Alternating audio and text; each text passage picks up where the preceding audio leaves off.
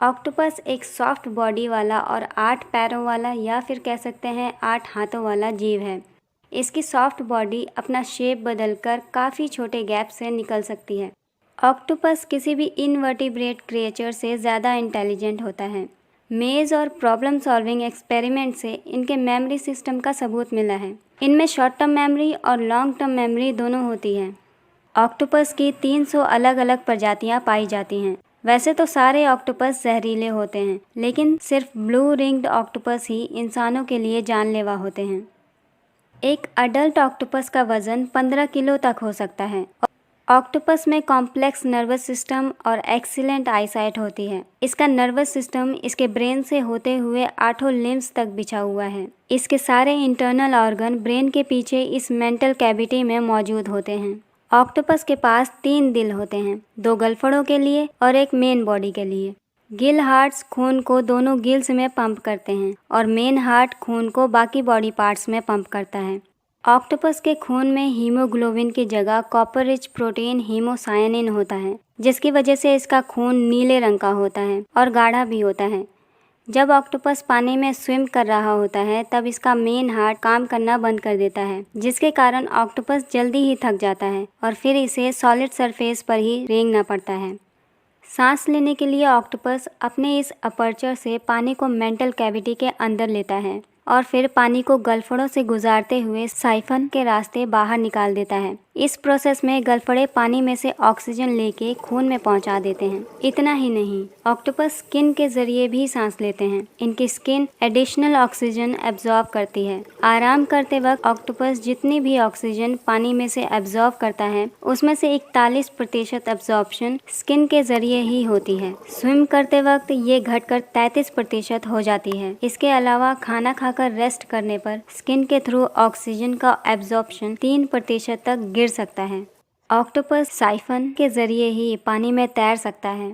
Siphon से निकलते water jet के वजह से ऑक्टोपस पानी में आगे बढ़ता है।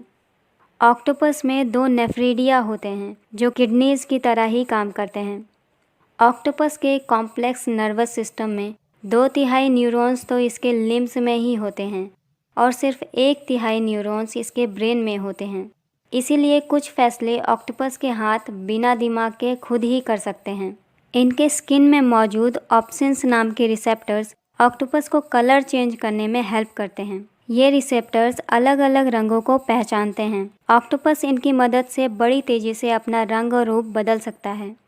ऑक्टोपस के लिम्स में अंदर की तरफ बहुत सारे सक्शन कप्स होते हैं, जिनसे ऑक्टोपस किसी भी चीज़ को मजबूती से जकड़ सकता है। इन सकर्स में केमोरिसेप्टर्स होते हैं। इनकी मदद से ये सकर्स जिस भी चीज़ को छूते हैं उसे ये टेस्ट भी कर सकते हैं। इतने तगड़े सकर्स होने के बाद भी ऑक्टोपस के लिम्स आपस में नहीं चिपकते, क्योंकि इनमें मौजूद सेंसर्स ऑक्टोपस की स्किन को पहचानते हैं और आपस में चिपकने से रोकते हैं। ऑक्टोपस में बायोलुमिनेसेंट ऑक्टोपस भी होते हैं, जिनके सकर्स लाइट एमिट करते हैं। ऑक्टोपस का साइफन कई सारे काम करता है। सांस लेने के लिए, पानी में स्विम करने के लिए, प्रेडेटर्स से बचने के लिए और बॉडी से वेस्ट प्रोडक्ट को बाहर निकालने के लिए ये साइफन ऑक्टोपस के बड़े काम आता है। प्रेडेटर से बचने के लिए ऑक्टोपस कई तरह के तरीके आजमाता है, जैसे कि अपना रूप बदल लेना, वाटर जेट का इस्तेमाल करके तुरंत भाग जाना, बाजुओं से जकड़ लेना या फिर साइफन से इंक फेंकना। इस इंक की वजह से इसका शिकारी दम घुटने से मर सकता है। यहाँ तक कि अगर ऑक्टोपस खुद भी इस इंक की चपेट में आ गया तो सफोकेशन से उसकी भी मौत हो सकती है। ऑक्टोपस की लाइफ अमूमन छोटी होती है।